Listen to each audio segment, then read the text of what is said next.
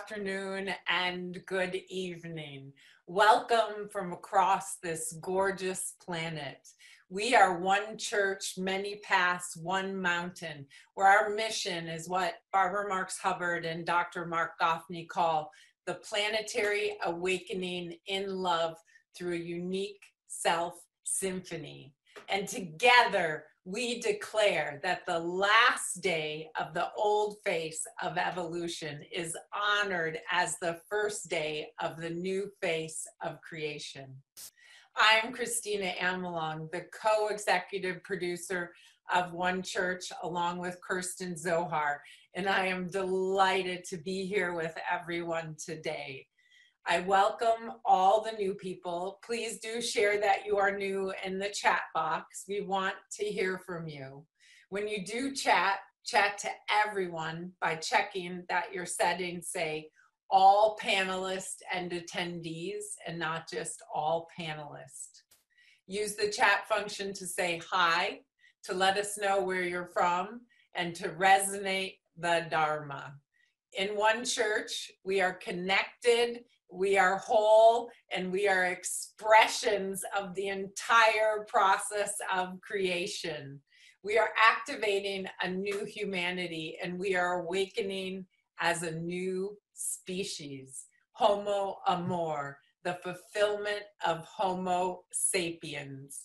We are a church, a synagogue, a mosque, a temple, a zendo. We are all of it. No one is excluded, everyone is included, and we come together to attune to the evolutionary impulse awakening within us. Welcome home, everyone. We're overjoyed to be with you today in week 185 of One Church.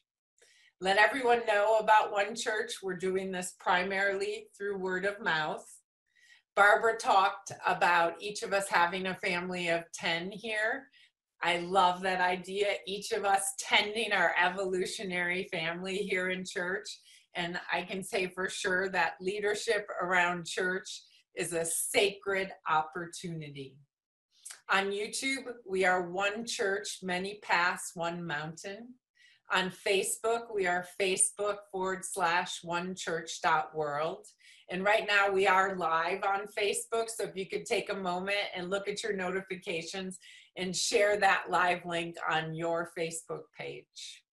After church, we will send you an email to invite your friends and family. And go ahead and forward that email right after church. Spend time on our website, www.onechurch.world. On the top menu of the home page or the bottom of each page, you'll find our membership link. So check that out. With that, I give you a little bit of what to expect over this next hour. We begin with the Dharma recap, and then Dr. Mark sets our intention. Then David resonates the evolutionary love code that we are working with. We move into prayer and our sermons, and then we close. When we close, we bring everyone on for our goodbyes. Every week for several years, Mark wrote what he called evolutionary love codes. Mark and Barbara studied the codes together, often comparing them with Barbara's own 52 codes for conscious self-evolution. These codes grew out of their radical commitment over 100 collective years, crystallizing the new story of humanity. Quote, evolving the course of consciousness and culture, which is the source code of love, unquote. Each church is a standalone, and every week's church builds on the week before. One Church, many paths, one mountain is radically committed to telling the new story. So here goes my Dharma recap from last week. Conspiracy theories, awakening as outrageous love by cultivating discernment. Sense-making in the time of Corona. Conspiracy theories. How do we deal with false flags? How do we deal with the world? which is so critical in an intimate universe, right? Should we just take the news as we receive it? Is it just true that the news is the news and we should take it seriously and we can trust the news and it's okay? And conspiracy theories are completely insane? Or actually, are there reasons to doubt the news? How do we make sense of information? Systems are breaking down. We are experiencing catastrophic risk.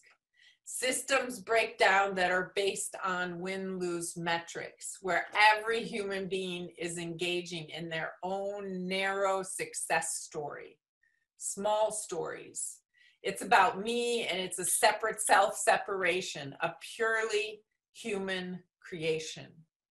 This contributes to those structures of society built on a win-lose metrics that create extended systems maximized for efficiency, quarterly profits, and winning in the win-lose metrics.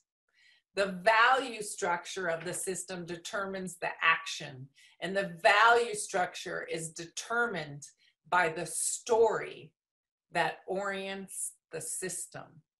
Our stories are broken. We need to become ever more intimate with reality and understand what is really happening. There is a new story. This new story is enacting our future. This new story is we actually know where we are. We are in the universe, and the universe is a love story. We can become ever more intimate with reality and understand what's really happening. We can detect something that doesn't meet the eye, anomalies in the story. The universe is a love story. It's not ordinary love, not romantic love. It's the fabric of the universe itself is love. Love is the force of allurement, the love intelligence of cosmos that brings us together, the love intelligence of the cosmos that moved reality from inanimate, from simple molten rock, from elementary particles to cells. Then we move all the way up the evolutionary chain. Each level, there's a crisis. It's always a crisis of relationship, a crisis of intimacy. Then at each level, there's a new intimacy, there's new wholeness, there's new shared identity. That's actually the structure of reality. Accepting conspiracy theories as they are without investigating and discerning them is a non-intimate act. You've given up your sense-making and you've given it over to conspiracy theorists. On the other hand, the rejection of false flags and the docile acceptance of the standard narratives offered by governments, universities, and establishments is also a non-intimate move. It's an abandonment of personal responsibility. It's holding on to a false certainty. It's refusal to dance in the uncertainty. Beware of the false certainty of conspiracy theories that fail to make distinctions, that fail to make a sophisticated discerning of information in order to get a whole picture, that draw conclusions based on inappropriate information. Those distinctions are absolutely critical. Without this, we can't actually engage reality today. In this moment of decentralized sense-making, we have to become powerful moral agents.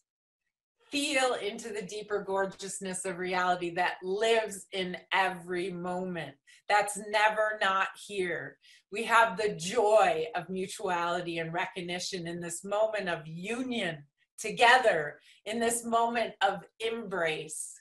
We're grateful and we're going to hold each other's hands in the terror and in the hope because this is a moment of volatility, and crisis is always an evolutionary driver, and love is the fabric of the universe itself.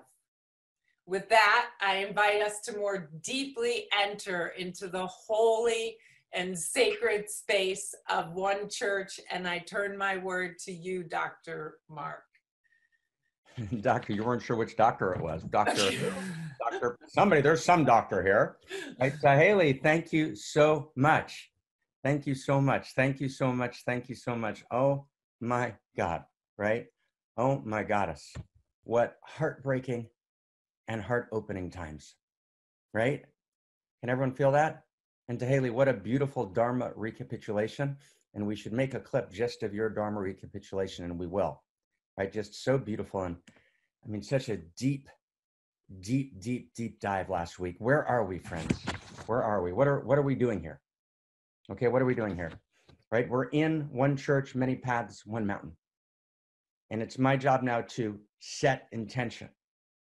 And then we're going to resonate the code and we'll unpack. What's our intention? First, the intention of one church, many paths, one mountain, which I was madly honored together with Barbara Marks Hubbard, who's here with us today so deeply. Barbara, so deeply, right? And so some people who are new might say, oh, didn't Barbara Marks Hubbard die? Yeah, Barbara did pass away, right? Barbara died. And death is a night between 2 days. And I want to feel that with you. We talked about that 3-4 weeks ago, and we're going to spend another piece of time on it upcoming in the next weeks. But just notice, as we set our intention, there's so much talk about dying and no talk about death at all. Did you notice that? That's part of our culture. We're death avoidant. We avoid dance. We dance around the void. We have to actually walk through the void and to feel into the continuity of consciousness, which is an absolute reality beyond death. And Barbara, we talked about this a lot, and I can feel you smiling and being with us here. And that's my first person absolute knowing that I'm sharing with you. On the one hand, we correctly battle with death, and we stand on the side of life as long as we can create life with more depth and more quality and more transformational capacity. We create life and we fight for every single life because every life has irreducible value. And that's the nature of the realization of unique self. There are no extras on the set. Everyone, can you feel that in your body? There's no extras on the set. And the worth of every person is rooted in God. I was talking on Friday, I had a deep conversation with Kristina Kincaid, who's really, in a very deep sense, my muse and my partner. And we were talking about this very deep idea that my worth is rooted in God, in spirit, in infinity. There is no finitude that doesn't have all of its depth, all of its interiority.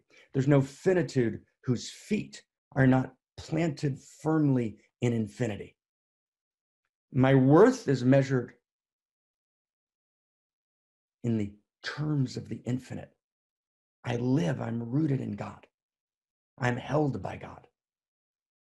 It's not a neo-capitalist or neo-Marxist narrative, right? The state defines me, or my production defines me. Like the contemporary American narrative, which is what's created America as literally, right? In at least in part, America is a failed state because our narratives are wrong. And it's not that America's not a bad, America's filled with gorgeous human beings. God bless America. I'm a madly patriotic American, even as I'm together with you all, world-centric, participate in right? A citizen of the world, but America's gorgeous and America's done and is doing so much good. And the narratives, our narratives are fucked. Okay? And if you want to bleep that out, our narratives have failed, right? We basically say that a person has value if they've produced, and if they've produced in a particular way, a way that maximizes profit, a way that in order to succeed, you often have to provide not information, but disinformation. Marketing technologies, which are based on failed intimacy, in which we give disinformation, we disinform the commons, and we disinform each other because there's a fundamental rupture of alignment. There's a fundamental rupture of intimacy. Intimacy equals shared identity, and we're going to talk about that more. But there's no shared identity, so it becomes what my beloved partner Barbara called a win-lose metrics. Wow. No, that's not the case. That's not true. You have irreducible and gorgeous value. Wow. And so when we lose one life, we're devastated. We're devastated beyond imagination. Can everyone feel that? And so we're in the middle of this devastation. We have to find ourselves in this devastation. We have to let our hearts break open. We got to let our hearts break together. We need to create interim national days of mourning so we can actually feel the pain. We can actually grieve the grief. And from that place, return to the full wonder of joy and creativity. We got to be creating the next stage. Oh my God. Wow. So can everyone feel where we are? Can everyone feel where we are? Yay. Let's just hold silence for a second. I want to just invite just a moment of silence, a moment of mourning. In this time between worlds, in this time between stories, for every person whose breath ran out too early. And the reason 90% of the people died, 90%, is because of failed intimacies. 90% of the people who died did not need to die. We could have been prepared. We knew this was coming. We could have acted with coherent intimacy. 90% of the deaths were unnecessary. So we breathe the pain of unnecessary death. And we stand and we breathe into every person. My friends, there's about 2,500 people dying a day in America. That's 9/11 every day, directly from COVID. Utterly unnecessary. And now, here we are. Right now, we weren't prepared. Now, we didn't have the masks. Now, right? So here we are. So we have to fight like hell. And yes, I'm using the metaphor fight. I know New Age people don't like the metaphor. Yeah, we got to fight. We got to fight for life and for every life. We got to hold people in the transition into death, right? The night between 2 days, right? We're going to talk more about it. We're going to talk more deeply about it. So let's just start with a moment of silence for this moment in time and holding each other, but not a silence of absence, right? A silence of presence. Okay? And I want to just introduce the last word before the silence. I read an article yesterday which made me furious by a colleague of mine. I won't mention his name. He writes every day in a public platform. Ken, if you're here, you know who I'm talking about. Bless him. And the title of the article was, Americans Don't Care About Mass Death. And it went into this kind of ravaging attack on America. Stop that. Stop that, brother. Stop that. Of course Americans care about death, right? Of course human beings care about death. But in some sense, we don't know what to do. We're confused. Right? Is everyone with me? I'm going to look at the chat box. Who's tracking here? Who's with us? Right? Who understands what we're talking about? Okay. Do we have any yeses here? Right? You track with me here, friends? Right? Do we understand what we're talking about? Who gets it? Who gets it? Right? We're confused. Right? Who gets it? Who gets that? Who gets that confusion? Okay. I want to set up our moment of silence so we can invest that silence right, with everyone. We're confused, right? So what do we need to do, right? How do we hold it, right? So I want to do a moment of silence.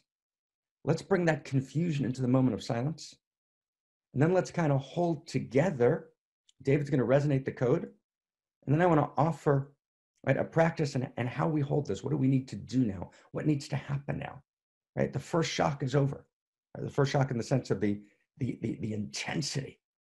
And now we're kind of hunkered down. It's unclear. Antibodies don't quite work. There's 30 mutations.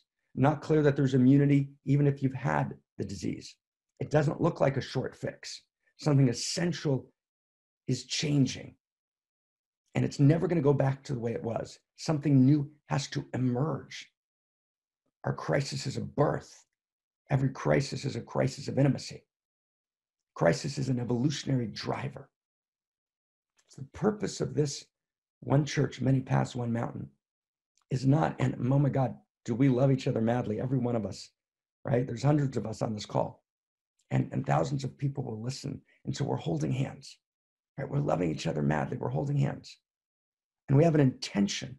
Our intention is to hold each other, to love each other, but it's actually bigger than that. Our intention is to do sense making, which evolves the source code. It's to stand in the breach and to do sense making and to understand what sense making is that can actually create the future. We're here together as revolutionaries. Think Marx, the best of Marx, right? Think the discontinuities, right, that took place in the Renaissance, where we realized we couldn't go back to pre-modern religion, and Da Vinci and his gang are in Florence, and they're articulating a memory of the future. We are revolutionaries, friends. It's got to be an energy of revolution. And we're radically hopeful, even as we're radically brokenhearted. But our broken hearts are not causing us to break down. And when we break down, we're getting back up. We're standing together. We're rising together. We're breaking open. We've got to break open the source code itself. We have to participate together in the evolution of love.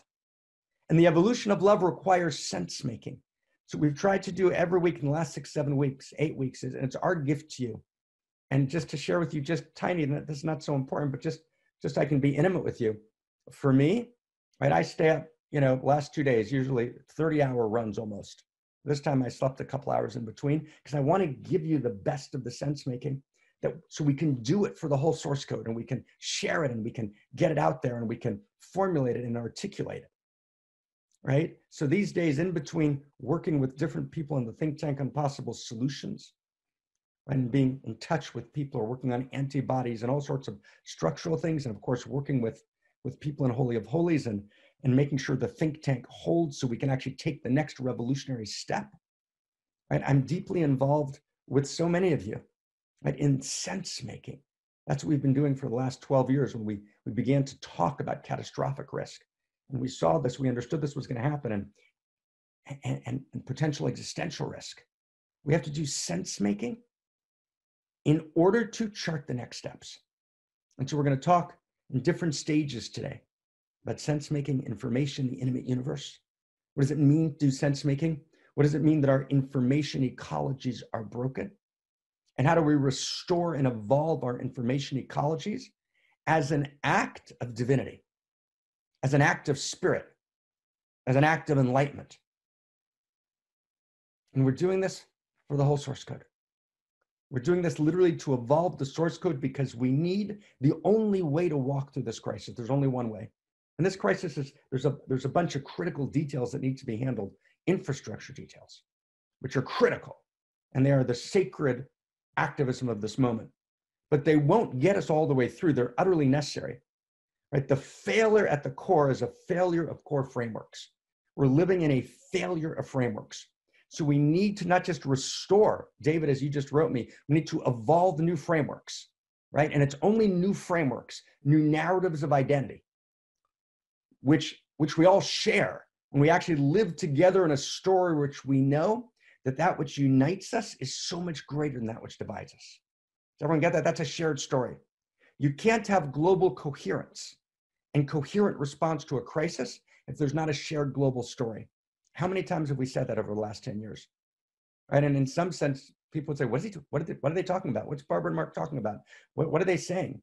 But now it becomes so clear, right? The reason there's such a radical failure of coherence in our worldwide responses, which of course makes no sense because boundaries are porous and you can't keep people on lockdown forever. So if you don't have a coordinated response, it doesn't work. Massachusetts has launched a very dramatic response in the last 3 weeks. But Massachusetts, one of the best responses in the United States. New York has been fabulous. But Massachusetts borders on other states, right? There is no isolated state. There is no isolated nation. There is no locality. There's a global eros, so there needs to be a global ethos.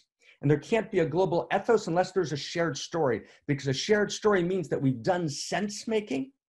We've articulated a new whole, which is a new story greater than the sum of the parts.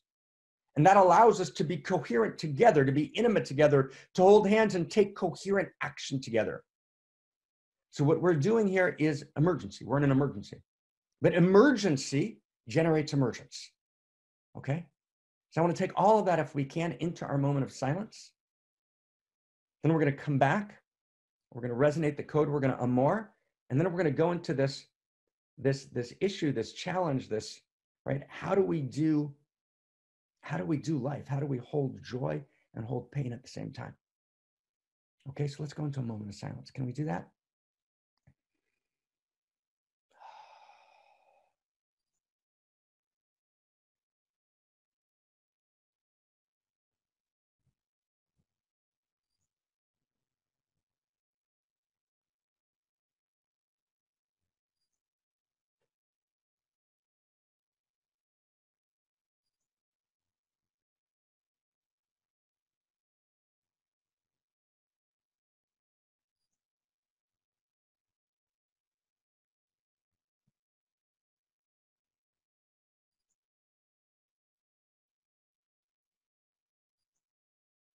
We're going to do just 30 more seconds.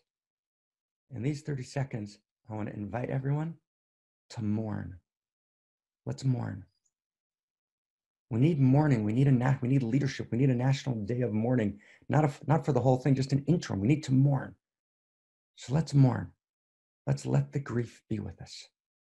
Just 30 seconds of mourning, right? 30 seconds, which is eternity. 30 seconds that take us beneath time into the timeless time and the placeless place.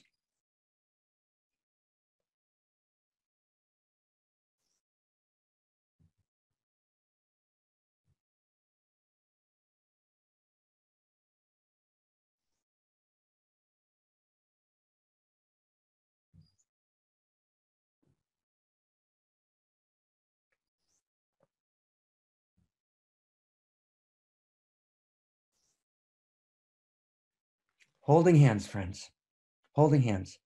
And I want to invite everyone, as we go into a chant, as we go into a clip, as we see a video, right? Let's hold hands. Can we hold hands around the world? Holding hands. Who's holding hands? Can we hold hands?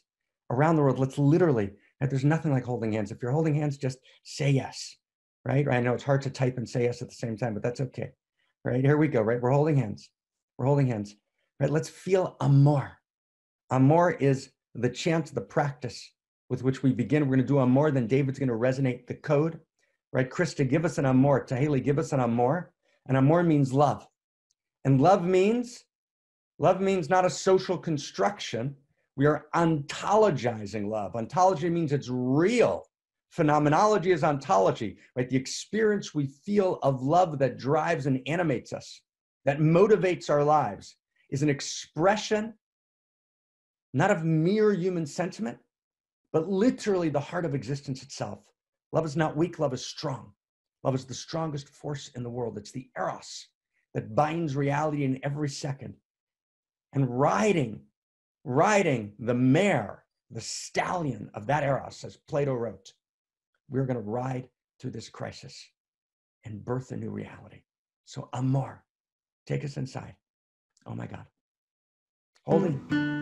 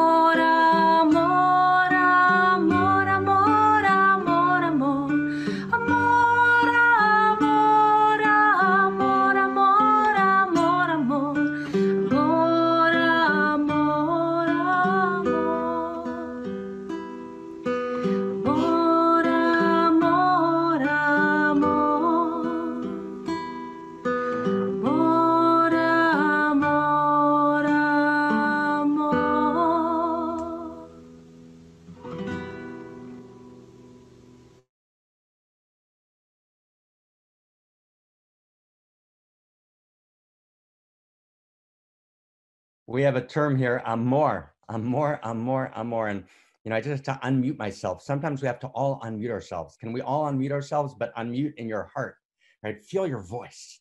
Feel the unique amor moving through us, through we, through he, through she, right? Amor. Thank you to Haley. Thank you, Krista, right? Amor, its insides are lined with love. And that's actually true. It's the actual nature of reality. It's the allurement that holds reality together in every moment. Oh my God. So David, are you ready? Just blow us away, David. Right? David, resonate the code for us. It's a new code we wrote just this morning, a few minutes ago. Right? So let's just blow us away with this code, David. That's going to take us inside. And then we're going to go into the depth of this moment together. David. Thank you, Dr. Marc. Take us in, love. Thank you so much. If there's one thing that you've taught me over the last 10 years of studying is how to love more. And in this time when there's a lot of spiritual teachers saying, be more positive, focus on the positive, you're asking us to open our hearts and feel more outrageous pain and outrageous love. And I'm grateful for that. So I can access more deeper evolutionary love. So here's this week's code. It's a new code, but based on decades of wisdom from Marc and Barbara. We come close. We step back. We never look away. We laugh out of one side of our mouth. We cry out of the other side of our mouth. And in that, we participate in the pain of the goddess in exile. To be a unique self is to do sense-making, bringing together and animating bits of information into larger wholes. Sense-making of informational bits animated into larger wholes is the divine act of outrageous love and creativity. When we step into sense-making as expressions of the evolution of love, as expressions of the intimate universe, we awaken as God to conscious evolution and the universe, a love story. The evolution of love is the evolution of information, the evolution of sense-making. You understand, the evolution of love, one cannot understand broken information ecologies outside of the context of this intimate universe. Restoring sense-making is restoring and evolving intimacy. Thank you so much, and I turn my word back to you, Dr. Marc. Thank you, David. Thank you. That code is huge, and we're gonna go through it in part 2 deeply, and we're gonna get back to conspiracy theories, sense making part 2 of last week. If you weren't with us last week, that's fine. You'll be able to come in. But let's sense where we are now. Let's sense where we are now. Let's go deeply inside, and let's do a practice together, and then we're gonna go into prayer. Okay, so we're in this moment. Okay, can we feel this moment together, friends? We're in this moment in which, I said earlier that a colleague of mine had written this article. It's actually right in front of me here, right? About people not caring about death. That's not true.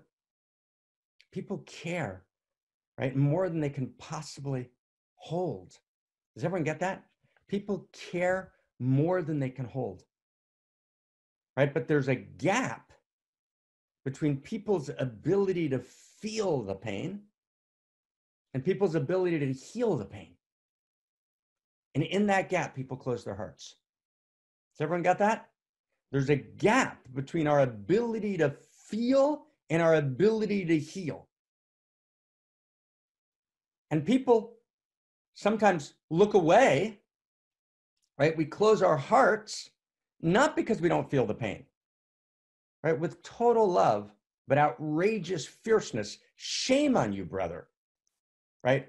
Whoever that is, and I love you madly for writing an article that says that Americans or Europeans or anyone doesn't care, or Chinese don't care. Everybody cares, but we don't know what to do about it, right? So in the gap between our ability to heal and our ability to feel, we close our hearts.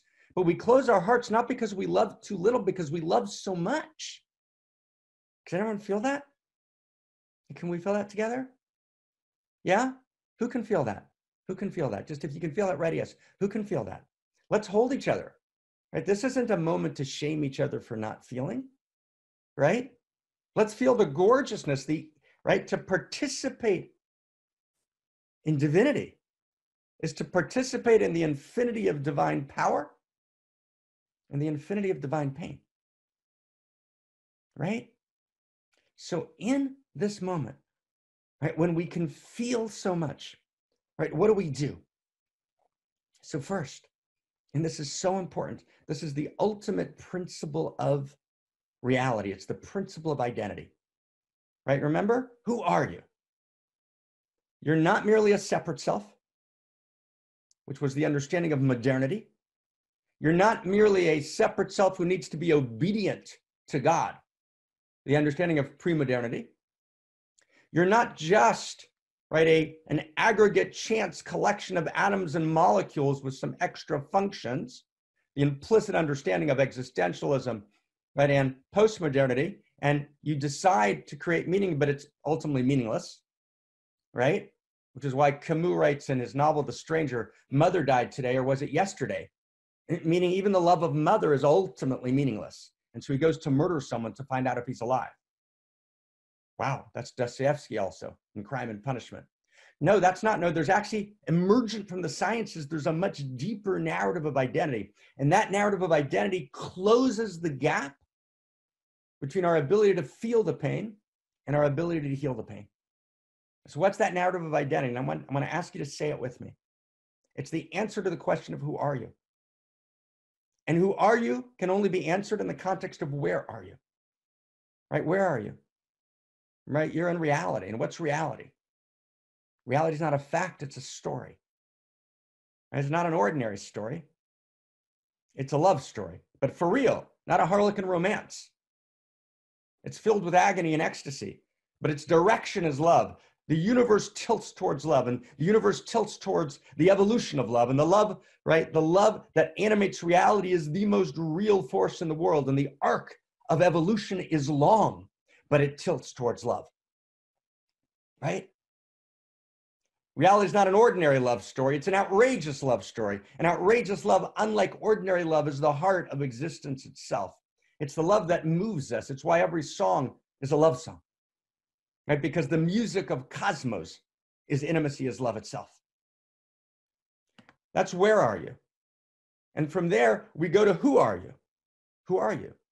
Your core need is to answer this question, who are you? And to answer it accurately, to do good sense making, based on the best integration of the interior and exterior sciences. So who are you? Friends, let's do this together, holding hands around the world. Who are you?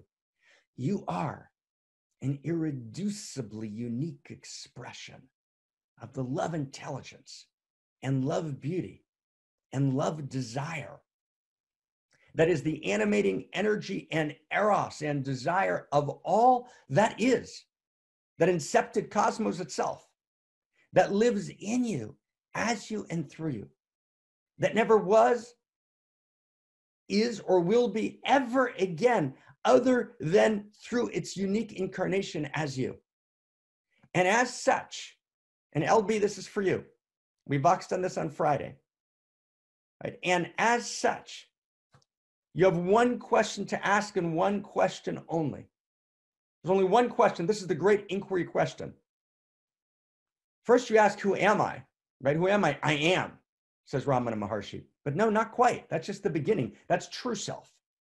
That's true self, which is the singular that has no plural. That's true self that locates myself in the field of consciousness. I'm one with the field of consciousness. Tat tvam asi, thou art that. But that's just the first step, my beloved brother Ramana. There's another step. We're in the evolution of love, right? The second step is, are you with me for the second step? It's not just the answer to who are you is I am. It's I am a unique configuration, not just of being and consciousness. I'm a unique configuration of becoming, of desire. I'm a unique configuration of evolutionary love. I'm a unique I'm a unique conversation with God who configures divinity in me, as me, and through me. Reality having an Oriana experience, reality having a Taheli experience, And that desire that lives in me is an expression of the seamless code of the universe, which is seamless but not featureless. And I am its unique feature. I am the unique, pulsing, throbbing desire of reality living in me, as me, and through me. And as such, I have one question only to ask. And this changes everything. It changes policy. It changes economic policy and political policy and social policy. I have one question only to ask. And the question is, what does reality need from me in the very next moment? That's it. We formulated this a decade ago in the Unique Self course. Does everyone get this? But it's gorgeous. It's gorgeous. It's not mine. It's ours. It's ours together. This is reality speaking. Barbara and I talked about this every day. What does reality need from me in the next moment? But it's even deeper than that. It's what does reality desire from me in the next moment? Infinity says to finitude, dressed as you and me, says, please hold my hand. Will you hold my hand? We can do this together. We're holding hands. We're going to walk through this void and we're going to transform this together. Together we rise.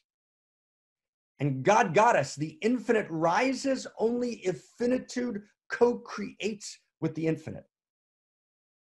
Wow. Wow. And as such, each of us has a unique perspective, which means we do unique sense making. And we have a unique quality of intimacy, which births our unique gift.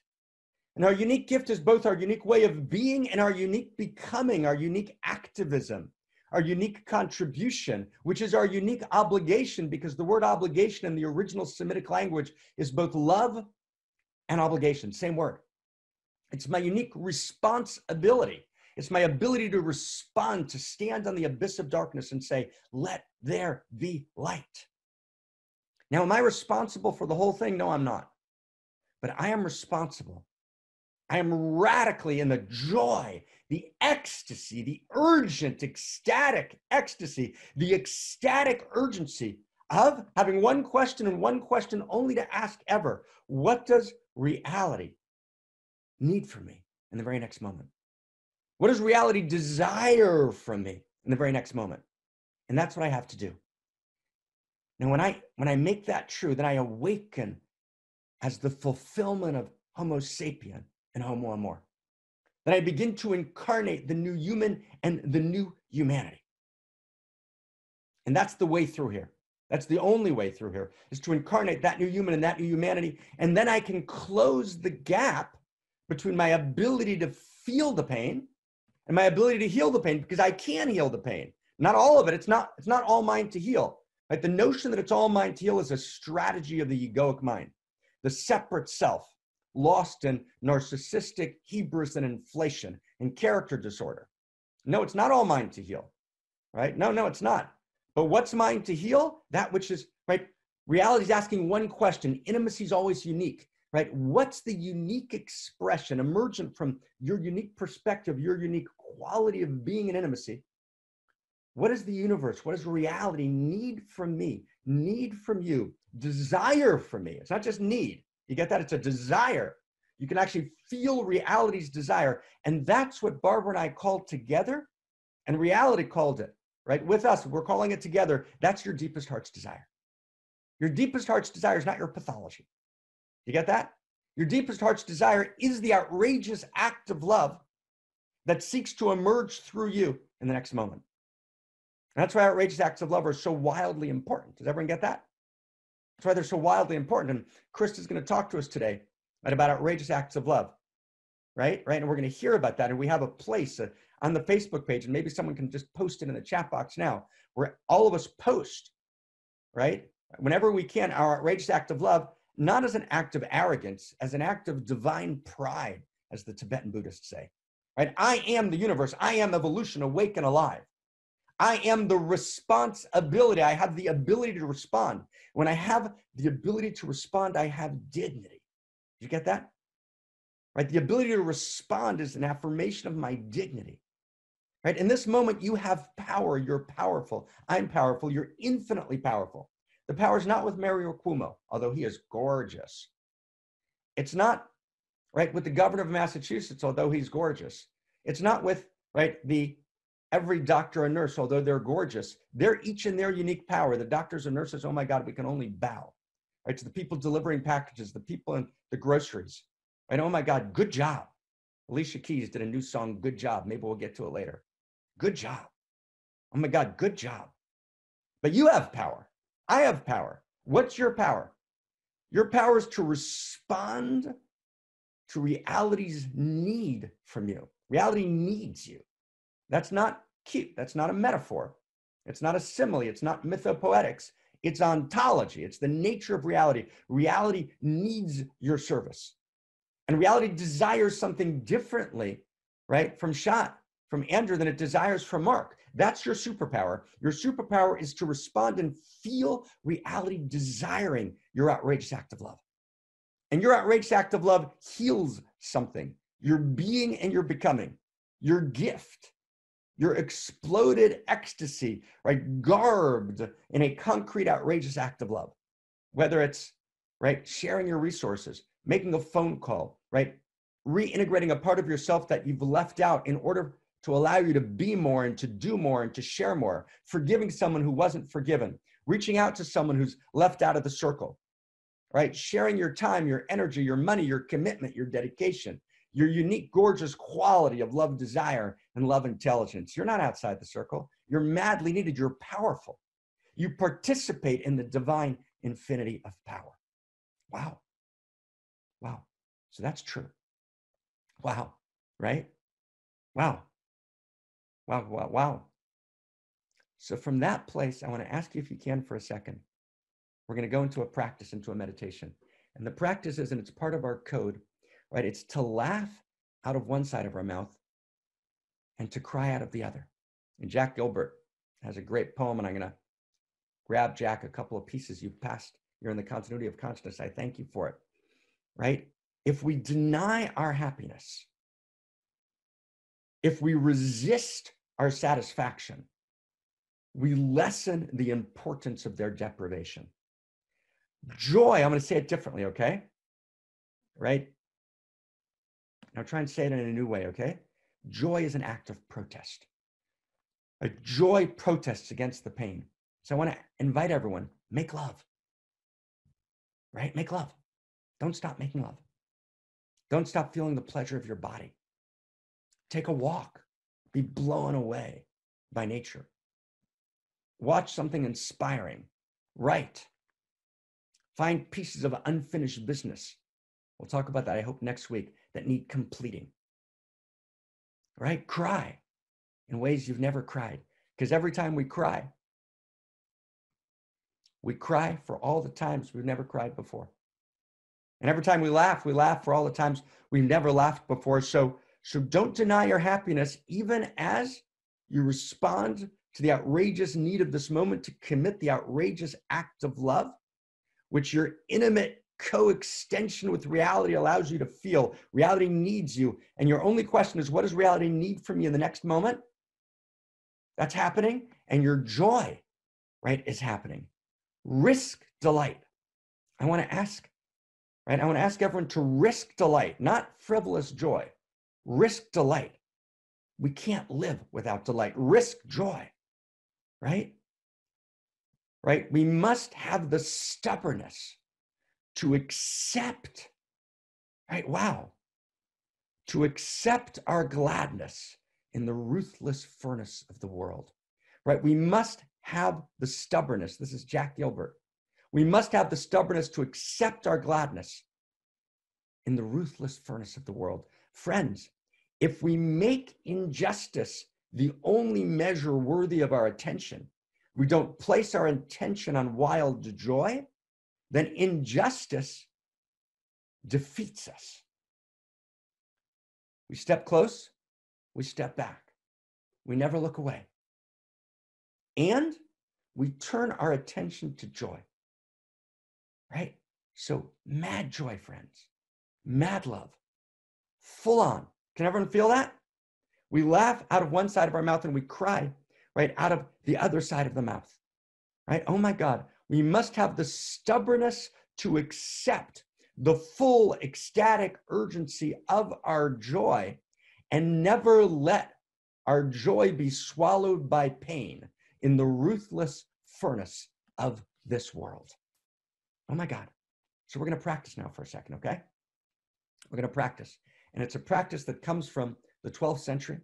And I received it from my teachers in a 1,000-year tradition handed down from teacher to student in every generation, right? And it's the practice of feeling the pain of the Shekhinah in exile, feeling the pain of the goddess in exile, okay?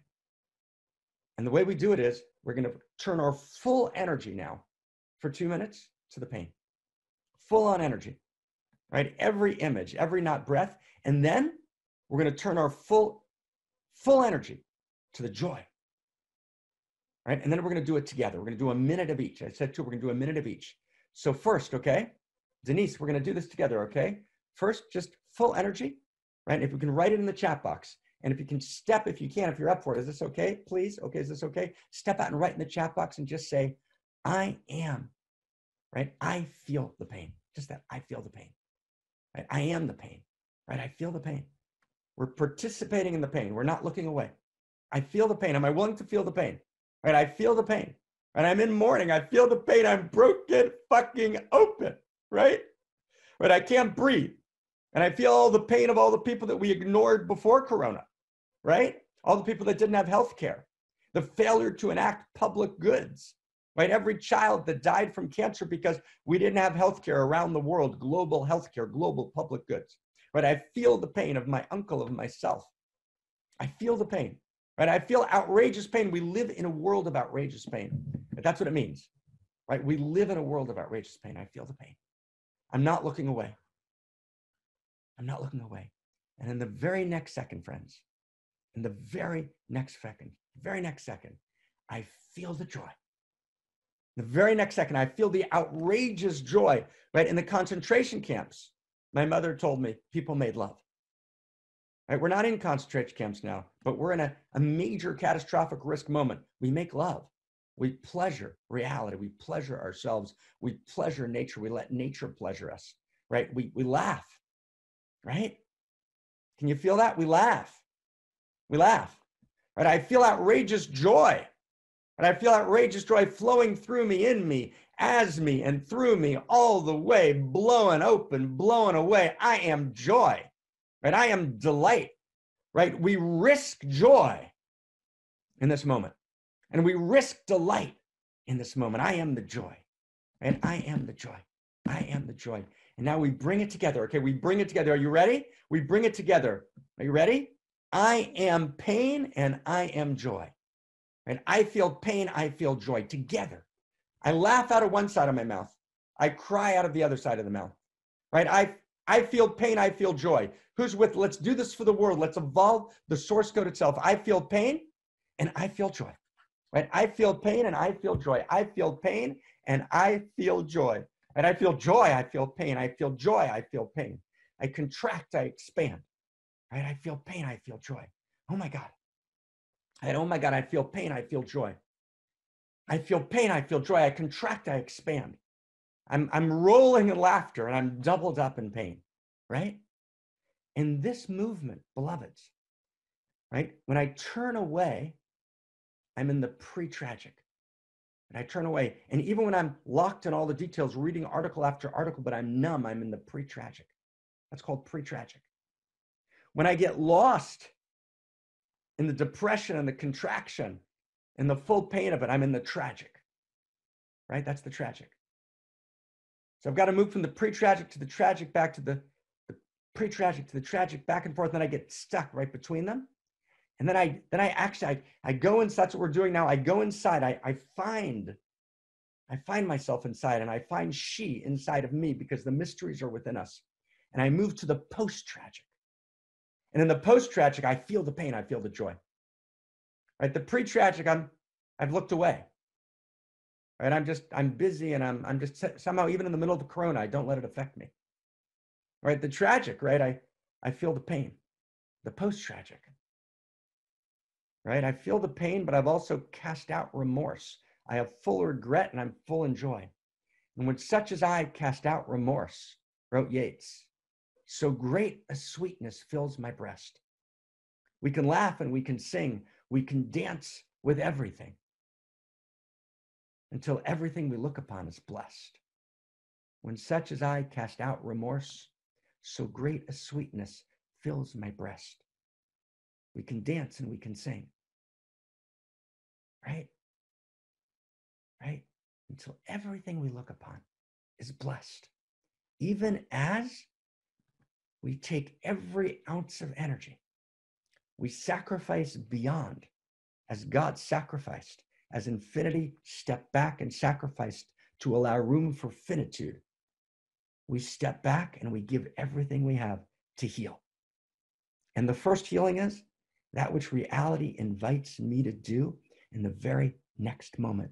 And I promise you this, I stake my life on it. Right? Listen to the intimate whisper. It's called in the lineage Lechisha d'Oraita in Aramaic. The intimate divine whispering that says, come, I need you.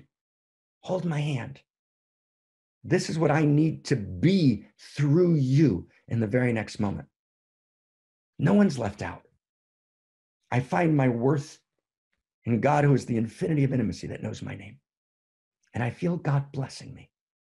I want to invite you to feel blessing, even the moment of breathlessness, even in the moment of death. I lost almost my entire family in the Holocaust. My mother faced a firing squad at 3 years old, was buried alive at 4, witnessed a baby being ripped apart as she was hidden in a tree. I grew up in the shadow of the kingdom of the night. I've buried students who were 18 and 19 who died in wars. I've experienced insane verticals of pain in my own life, right? And you've experienced your pain. We're not in a competition for pain. I just want you to understand I'm coming from a post-tragic place, not a pre-tragic place, right? And in this moment, I feel, and you feel, and we can feel the blessing of the Father. The Father's not gone, and we're going to pray now. And I want to give you a little bit of a time check, okay? We're going to complete church with prayer, and then we're going to go into part 2. And for everyone who wants to, I spend the night preparing for you part 2. And if you want to be with me, I want to give you this huge, gorgeous gift to evolve the source code together. But church will end formally. It will be about 5-6 minutes late after prayer, but we're going to do something really deep. We're going to do something new in prayer. Okay? Okay? We ready? Okay, we ready, everybody? The blessing of the Father. Okay? The blessing is so I want to, not as Mark, right? Forget if I'm in the way, you don't like my sweater, right? You don't like me, so get me out of the way. Forgive me, right? For any imperfections. We're all imperfect vessels for the light. But allow me, with permission, in the way of the priest in the temple of Jerusalem, in that lineage of Solomon, to give you the blessing of the priest. It's the blessing of the Father, because our Father, Goddess she, one face of the divine, holds us in this moment. And we've forgotten about God the Father. We've made God the Father somehow patriarchal. No, reality has 2 faces, a feminine and masculine face, a line face and a circle face. The 2 faces, the two tastes of the infinite, beyond gender. Let's reclaim now the Father that holds us, okay? The Father that holds us. And I want to, with your permission, just with mad humility, I want to ask you to allow, and give me a yes if you're okay. Do I have a yes? Do I have permission to give you the blessing of the Father? Do I have permission, everyone? It's permission, okay? Get me out of the way, okay? Just permission, thank you. And we're going to look at a clip together, which is the blessing of the Father, okay? And we're going to take the blessing into the clip. Yivarechacha Adonai v'yishmerecha. May God bless you and keep you safe. Ya'er Adonai panav elecha v'chuneka. May God enlighten you and shine his grace upon you. Yisa Adonai panav elecha. May God raise you up, Yasem lecha shalom, and make you peace. It's the blessing. Remember Spock? Right? That's the blessing of the high priest. And the blessing of the high priest is the space in between, which is the space in between the cherubs in the Jerusalem temple. It's the blessing of the Father. And we all need the blessing of the Father, right? And I called 2 dear friends of mine this morning, my best friends, little brothers, right? And just asked them if they would accept the blessing of the Father. And I talked to a dear friend of mine, right, just a couple of days ago. but the blessing of the Father. Right? The blessing of the Father. Right? Right, son? We're going to look at something together now, and I want to ask you, please, right, just with all my heart and soul, just watch it as a meditation, and you're going to see two men. And it's a moment of the blessing of the Father. And understand that those two men, the older man, the Father, the younger man, the Son, that's how the infinite is holding you and me. That's what we know in the interior sciences. You're breathing in this moment. You ate today. You have 70 trillion cells functioning in gorgeous complementarity. You have a system of sense making through your eyes, parallel, playing together, your kidney, your liver, right? Your heart beating, a million miles of nerve cable. You're being breathed with the blessing of the Father in every second. We live in a world of outrageous pain. That's true. And the only response to outrageous pain is outrageous love. And we live in a world of outrageous beauty that's holding us and allowing us. Our mirror neurons are dancing. There's webs of intimacy and interconnectivity, right? In concrete and extended and invisible form. The Tao that can be spoken is not the Tao. It's not even measurable. Between us, alive and awake, shimmering right now. We live in a world of outrageous beauty. And that beauty doesn't go away, even in the pain. We live in a world of outrageous blessing. That blessing is here. And that's the blessing of the Father showered on us in every second. So I want to just invite you to know that you are the young man in that clip. Fall on me with all your light, and let's meet in the chat box. And let's pray in a new way, right? Fall on me with all your light, making love. Did you see how when his son started singing? Who saw that? Did you see? Who saw it? You saw it? If you saw it, right? If you saw it, just write yes. Who saw, right? When he started singing, Mateo, the son, his father's face light up. Who saw that? Anyone? Who saw that? Tell me who saw that. Who saw it? Who saw it? Who saw it? Right? Scream yes. Right? Scream it. Right? Who saw it? Right? So this is what happens, okay? When we answer the question, right? And the question is, what does reality need from me in the next moment? And I, in that moment, do whatever it is. Literally, he smiles. Literally, he smiles. That's true.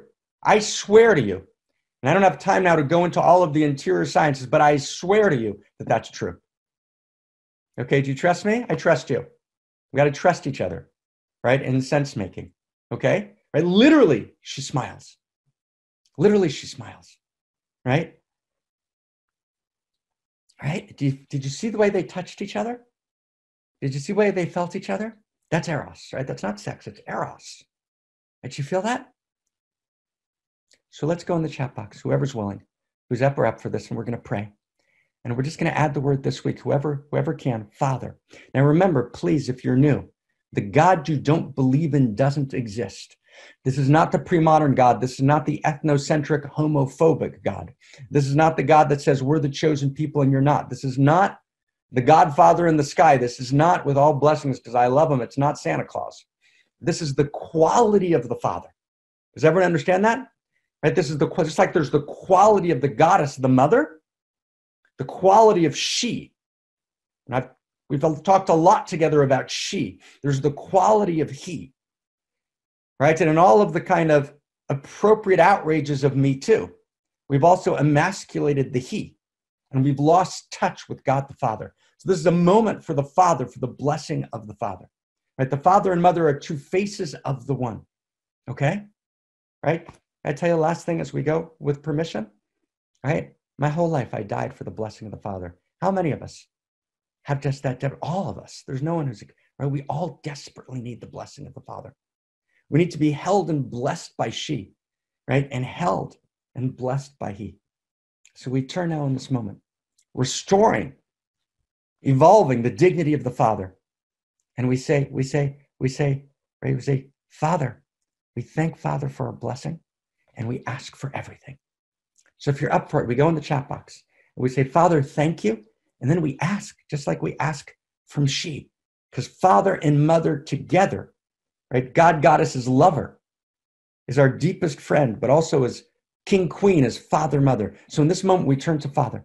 Father, thank you for your blessing. Who's willing to write Father, thank you? Who's willing to write Father, thank you? Anyone? Father, thank you. Right. Father, thank you. And even in this moment, right? You're holding us even in this moment. Father, thank you. Father, thank you, thank you, thank you. Father, thank you. Right? Father, thank you. Father, thank you. I thank you, Father. Father, thank you. Father, thank you. Father, thank you. Thank you. Thank you, Father. Thank you, Father. Right? And the last step, can you do the last step with me? And now ask. Right? Ask for everything. Father, I need. Father, I need, and whatever you need. I need healing. I need resources to get to this time. Right? I need love to hold me. Right? I need a creative spark to take me the next step. What do you need?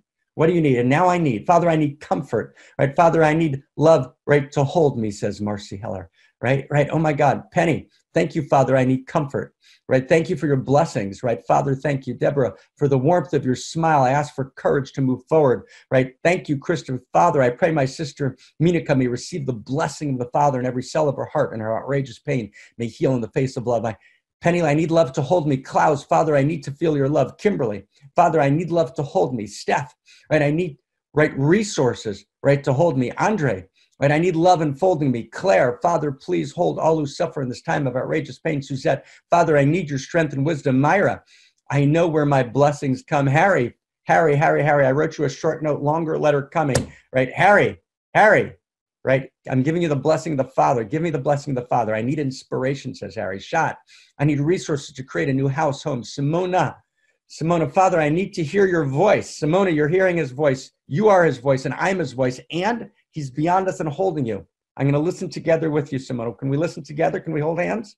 Shot, right? Lynn, Father, I need to hold. I need love to hold next. Right, Beverly, I need support for our great work. Tina, I need so many things that only you know in my family too. Yes, Oriana, your beloved altar, we're at your altar. Father, I need you to hold me as time, Crystal. Father, I need comfort, Kimberly. Raquel, Father, I need a man to sleep with me. Christina Tahel, I pray for my daughter, Reina, as she heals her body and deepens her intimate relationship with the universe. Right, Peter, and Father, I need outrageous love to meet outrageous pain. Penny Lane, thank you, Father. Jackie, Father, I need energy, strength, and health to perform the mission. Father, Enoch, I need deepening understanding and need to be held genuinely.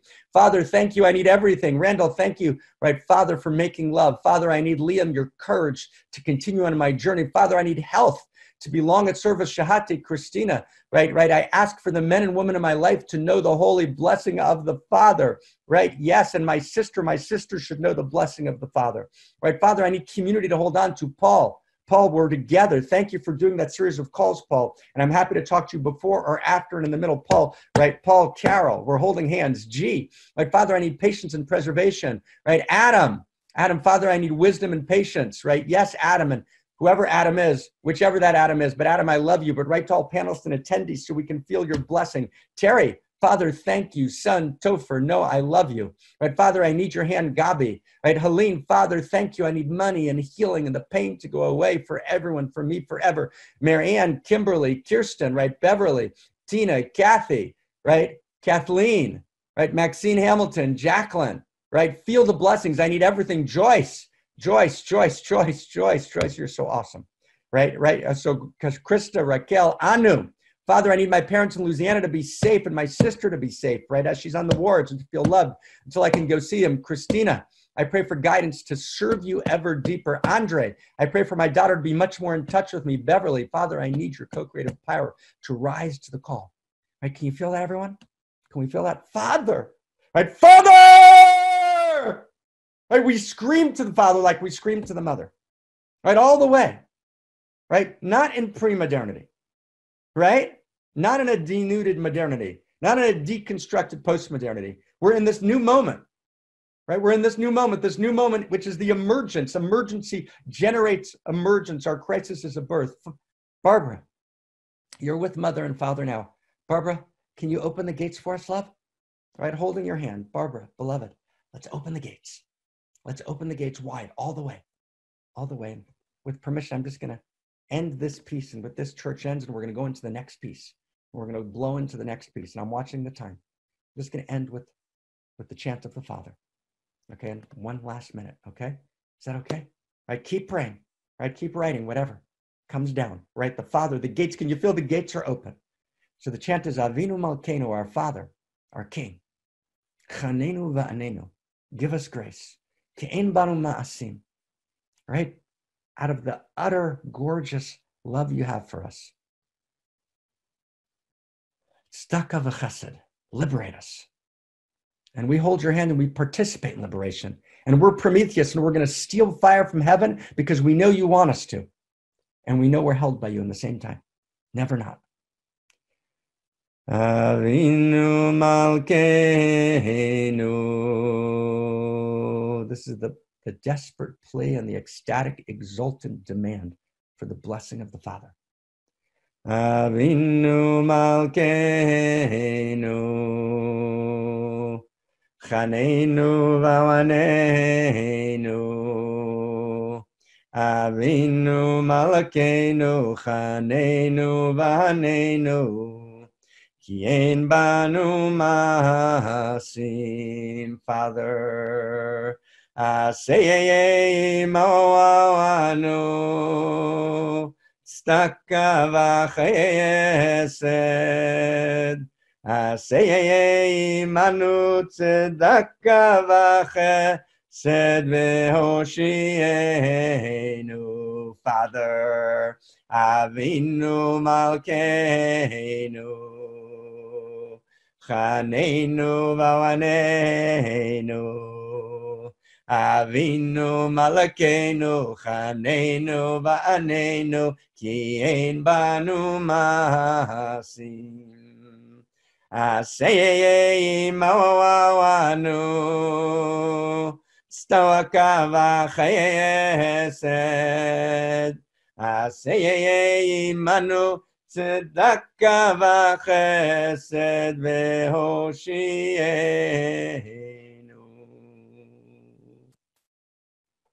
Last moment. Let's cry it out to heaven together. And let's write for the last time in the chat box with an exclamation point. Father, Father. Who can write that? Right? Can we do it just the last time, the last second? Father, Father, Father. Father, scream it if you don't want to write it. Write it again. Father, Father, Father, hold us. Father, hold us. Father, hold us. And I am the Son. Fall on me. I fall on you. Right? Making love. Father.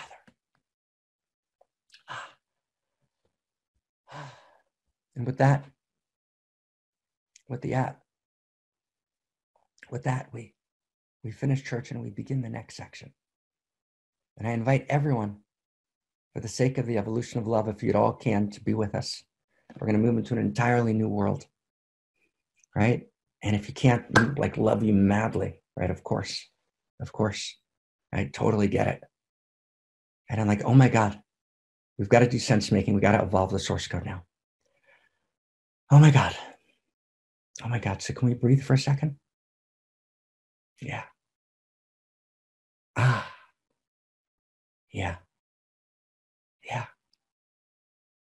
Yeah, we're okay. We're going to hear from Krista, right, in the middle of our sense making. Totally got that. Thank you so much, Zohar. Krista, got you. Yeah.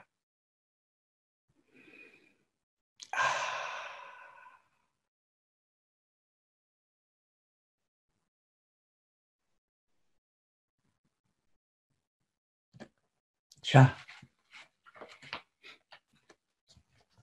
Are we ready? Who's ready? Are we ready?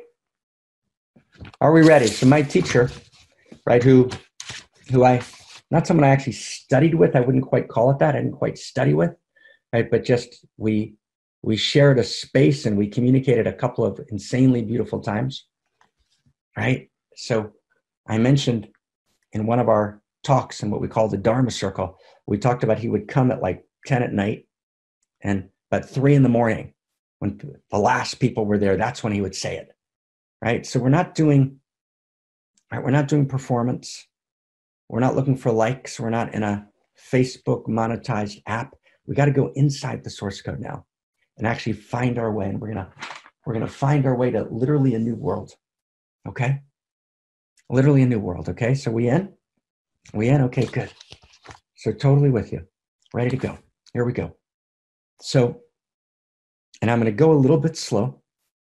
Right? I want to go a little bit slow because I want to try and kind of capture this and try and capture it deeply. Okay? So our topic, cheers, cheers, cheers, cheers, l'chaim. L'chaim, cheers, salud, salud, salud. We raise our glasses. Who wants to raise a glass? Let's raise our glass. If you got some wine, time to break out some wine. Get some wine, pour a drink. Let's raise our glasses. Who's raising their glass? Let's raise my coffee cup, raising my glass. Salud, salud. Yes, yes, here we go.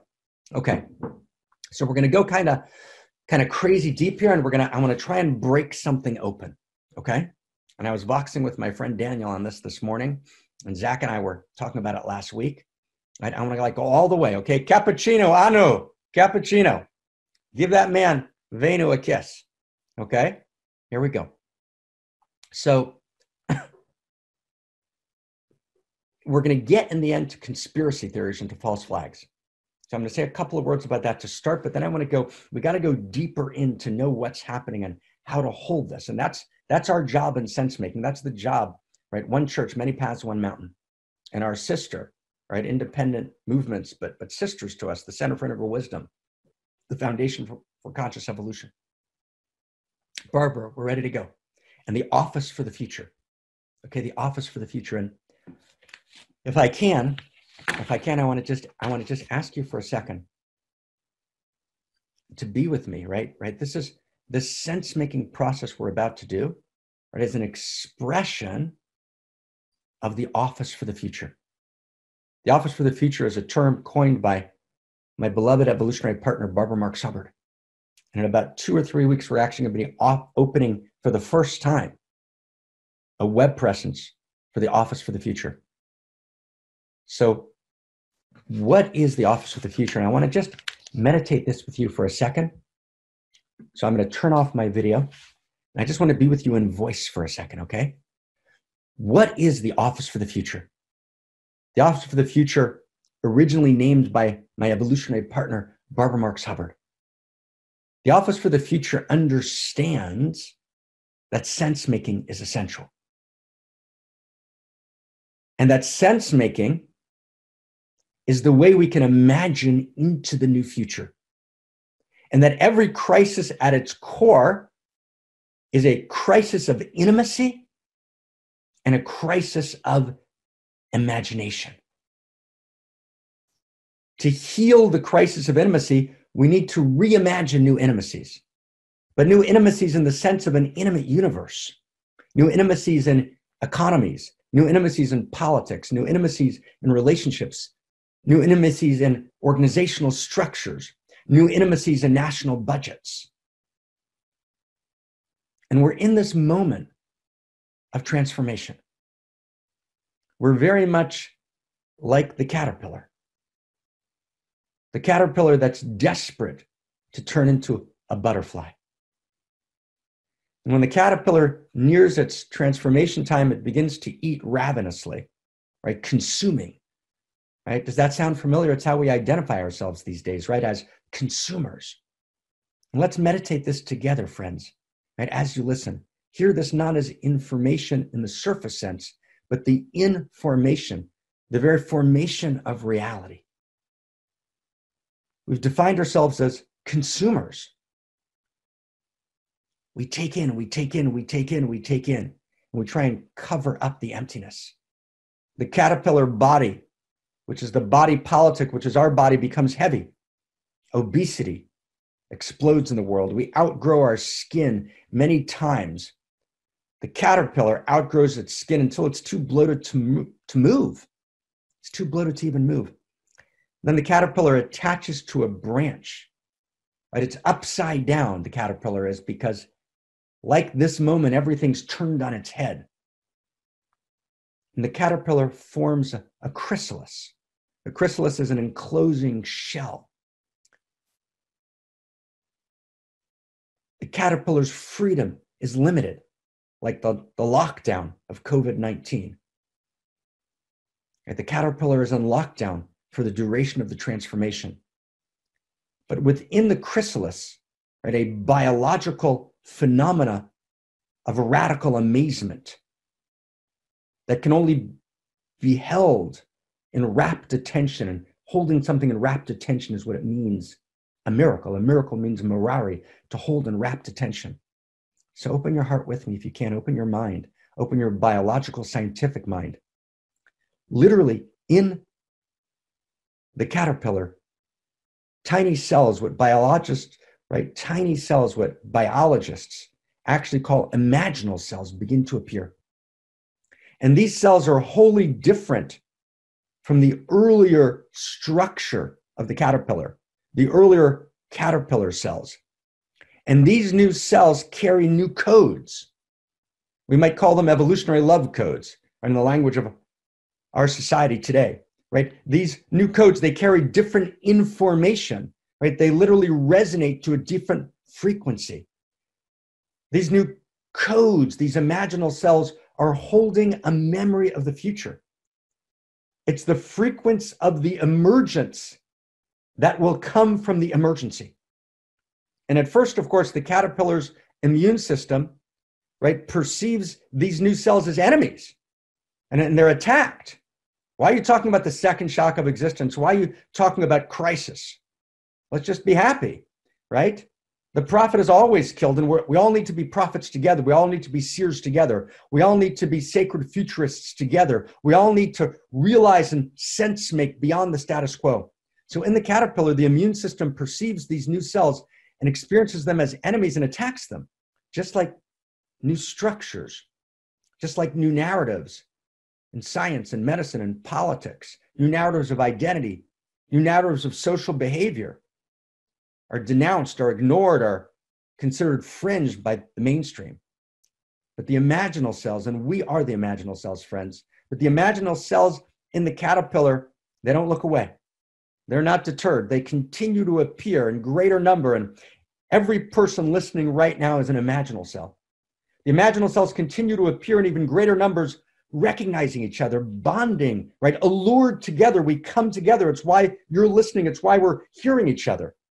Until the new cells, the imaginal cells, are numerous enough to self-organize into a new configuration of intimacy, into a new structure, into a new human and a new humanity. When enough cells in the caterpillar have formed to make structures along the new organizational lines, the old immune system of the caterpillar is overwhelmed. The caterpillar body becomes open, a nutritious soup, which grows the butterfly. And then the butterfly begins to go as the imaginal cells talk to each other and reimagine reality. And the crisis of imagination is healed and transformed until the butterfly is ready to explode. And when it's ready, the chrysalis becomes transparent. The lockdown is over. The need for restriction has been outgrown. And freedom emerges, and a butterfly explodes. We are together here. We are the office for the future. And we're articulating a memory of the future. Friends, we are. And that was just a meditation to take us in. Right? What we want to do here today is articulate this memory of the future. And we want to talk about information and conspiracy theories and false flags. And we can't talk about it independently. You ready? We can't talk about it independently of the intimate universe. You can't even begin to approach conspiracy theory and how we hold them independently of the intimate universe. Okay? So let's dive in. So here's statement one. And I'm just going to go through a bunch of statements, and I probably have 100 pages of notes that I took through the night that are strewn right across this desk. So I'm just going to go slow and gentle, right? No performance. We're hanging out together. Is that good? Are we together? We loving each other? Okay, I'll pour love into you. You pour love into me. And from that space in between, we're going to find each other. Okay? Like total intimacy between us, right? We're loving. We're all holding hands. All right? We're together. So statement one, right? Anyone who believes every conspiracy theory is true is a fool. But anyone who believes there's absolutely nothing to conspiracy theories is a bigger fool. Okay? The mistake of conspiracy theories, even the best ones, is they take partial truths, partial insights, and they turn them into whole insights. And you have to know how to read and listen deeply. So you're listening to conspiracy theory and you recognize fact one, fact two, fact three. Oh, that's right, that's right, that's right. We talked last week, right? The 5G conspiracy theory, right? Articulated by Mr. X. And I'm delighted to do a public dialogue with you at any time. But let's get this straight. You make some really good points, but then you make leaps. So you're not telling people you're making leaps. Yes, we haven't tested 5G technology. It's not sufficiently tested. That's true. The 5G communications technology. And it's also true that 4G technology hasn't been sufficiently tested. And it's also true that the corona outbreaks don't map, as you claim they did, onto the places, right, where 5G technology is at its strongest. They actually don't map. That's actually not true. The maps are filled with holes. Number three. Number four, right, from the correct intuition that 5G technology is not properly vetted, we add, neither was 4G, neither was 3G, and we've got a fundamental problem in testing around the world, right? We actually don't do longitudinal testing. We do short-term testing.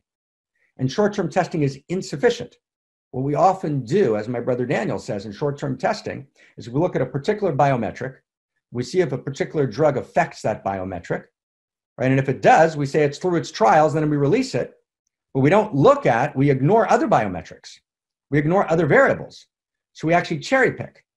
And the reason we cherry pick, and there's at least 50 authors who have talked about this and written about this, and in terms of sense making, it's unbelievably important. The reason we cherry pick is because even our science, right, is driven by return on investment. Our science is funded. Our science is almost never today pure science, right? Most science today is return on investment, and it's funded. And scientists have careers, and scientists have budgets, and they're in a win-lose metrics with other scientists all the time. The win-lose metrics, right, literally penetrate science. And to speak outside of the dogmas of science will cause you great loss, right? It's a big deal. So often, right, we think, oh, that's science. Well, whoa, stand back. Is it pure science? It's the same way that we used to think that religion was pure religion in the 13th century, right? But it wasn't, actually. We now realize, right, as deconstruction has showed us, right, cherry pick, Robin, cherry pick. Cherry pick means we pick parts of information, part of a data set, and we don't share the rest of the data set, right? We isolate and see how a particular drug, for example, affects one. And by the way, I'm answering a question in the chat box, everyone. We see how a particular drug affects a particular biometrics. We cherry pick, right, that particular, but we don't check long-term, right, what the other effects are. That's called cherry picking. You got that, Rob? Rob Cannon? You got that? Okay. Let's go back to where we were. Someone tell me where we were, right? Anyone who asked the question, you're responsible for telling me where we were. Where were we, anybody? Where were we? Someone going to tell me? Who's listening? Okay, where are we? Is anyone going to tell me? Are you guys going to leave me just standing here, not remembering the exact, that's the problem, right? Right? Who's going to tell me? Who's going to tell me? Now, come on, who's going to tell me? Where were we? Was anyone listening? Okay, right? We're in science, right? In science, what were we saying about science? 5G, thank you. Thank you, Enoch. Now, good. Peter, we're good. So 5G, thank you. Thank you. What I'm going to probably do, friends, is I'm going to try and run through. If you have a question in the chat box I can answer as we go, ask it, but then you have responsibility to tell me the thread, okay? Does that work? Okay, thank you, everyone. Right, awesome. Jerry, thank you. Okay, so you've got to be aware of taking a partial truth. So the partial truth is that 5G has not been sufficiently tested. The partial truth is that we are electrical systems. We're electrical systems, right? Our actual communication takes place electrically. We are electricity, literally. So it makes perfect sense. We can resonate with that. But actually 5G, right, which is an electrical interference pattern, as it were, right, might actually affect us in the long term. That makes a lot of sense. We resonate with that. And there's lots of information to validate that. Does everyone get that? But that doesn't mean that there's no coronavirus, and that the coronavirus is merely a function, right, of the 5G effect. It's natural biological material, natural genetic material, and there is no virus. Right? That's not true. You got that, Jackie? That's not true. That's critical. There is a virus. And it's actually a violation of intimacy to claim there's not a virus. Okay? And we're going to talk about what that means, right? Bad sense making, right, irresponsible sense making is not just a detail. Does everyone get this? It's not a detail, right? It's a violation of the intimate universe. Okay? The Hebrew word for, and anyone who wants to take some notes and take them in the chat box with us so we can track, anyone who wants to write things, Zohar, Claire, Shahati, right? Anyone who's in, right? Christina Love, anyone who's in, right? Fantastic. Okay, there is a virus, right? Bad sense making is a violation. Anyone wants to write, let's write. So we'll be in the chat box and we'll be talking together and we'll have this double conversation, okay? Right? It's a violation of intimacy, right? Because here's a word. Remember Seinfeld? Who in Europe watched Seinfeld? Our European friends, our African friends, our Asian friends. Seinfeld, famous American television show. So there was a phrase on it, yada, yada, yada. And yada, yada, yada means I know, yada, yada, yada, which comes actually from the Hebrew word Y-A-D-A. Someone grab that in the chat box, Y-A-D-A, yada. Comes from the book of Genesis, chapter 4, verse 1. We have scripture on this, okay? And yada means to be erotically intimate, carnal knowledge, in the classical sense of intimate relations, not the wider sense of intimacy that we use it, but one of its expressions, which is intimate relations. So yada means intimate relations, carnal knowledge, and yada means to cognitively know. Same thing. Does everyone get how beautiful that is? Language, as Wittgenstein correctly pointed out to us in the School of Positivism, language discloses reality, okay? So to know is to know cognitively, right? There's epistemic intimacy. That makes sense, everyone? There's cognitive intimacy. So sense making, right, is not this arrogant act. There's always an arrogant sense around sense making. There's the sense of my brother D, right? We were boxing this morning. He talked about this when I shared with him this yada idea, right? He talked about the arrogance, right? He left me a vox back, the arrogance that often exists in sense making, where sense making itself is weaponized. It's a separate self win-lose metrics. Does everyone get that? Right? I weaponize sense making. Sense making is a tool of the intimate universe, but all tools can be weaponized. Does everyone get that? Everything that's a tool, right? A spear, right? A long stick can take something down from a tree in the prehistoric times and also becomes a sharpened spear. And whether it's CRISPR or whether it's AI, all tools can be weaponized. So sense making is a tool and it can be weaponized. And I actually weaponize sense making, right, as part of the separate self win-lose metrics. And there's this arrogant fight that takes place and erupts, and we just get involved in another win-lose metrics. No, right? Sense making, what's the best way to say this? Right? Sense making is itself. Sense making is itself an expression of intimacy, right? Epistemic. Epistemic is knowing. And that's why the word for knowing and the word for intimacy are the same. Wow. Cognitive intimacy, right? And so therefore, intimacy functions all the way up and all the way down. And we're going to talk more about intimacy in a couple of minutes, but just for now, right? When I'm arguing with you over sense making, ready? Right? So sense making it's sensual. Sense is sensual. It's the same in English. Just like yada in Hebrew is knowing, cognitive, and carnal knowledge, erotic knowledge. So in English, sense is sensual. It's the same. You catch that? It's a universal language pattern, and universal language patterns always disclose the nature of reality, the nature of the intimate universe. So sense making is sensual, right? And I want to love the moment open, right? If I'd say it dramatically, I'd say I want to fuck the moment open, right? But I add fucking because there's a fierceness. There's a quivering tenderness and there's a fierceness to sense making, but it's always about communication, and communication's always about communion. Does everyone get that? So if you see sense making happening on the web, which is conspiracy theory, but it's weaponized, then it's not actually sense making. Sense making is sensual. It can be fierce, just like sensuality can. It can be quiveringly tender, but it's always got to lead to communion. Right? Sense making is an act of making love with reality, making love with the universe, and making love with each other. You can't talk about sense making independent of the intimate universe. You can't do sense making if you're not making love. You can't do sense making if you're not moving, right, in a form of what Habermas called the highest communication modes. Right? You got to move. The highest communication modes have to actually open you into communion, intimate communion. It's got to create community, which is communion. Right? That's the communion. Right? This is the communion of pioneering souls, Barbara's phrase, right? Right? It's a unique self symphony, which is a communion, which we're doing sense making together. And sense making isn't weaponized against each other. Sense making is a sacred tool of homo habilis, of the human being who is, right, a tool maker. And homo amor transcends and includes homo habilis.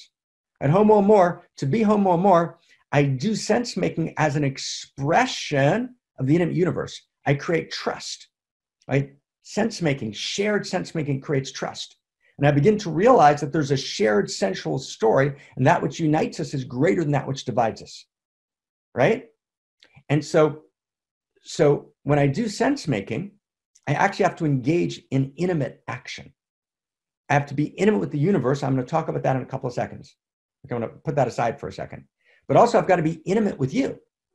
So what's the spiritual practice of sense making? I have to begin to realize that one perspective doesn't hold reality.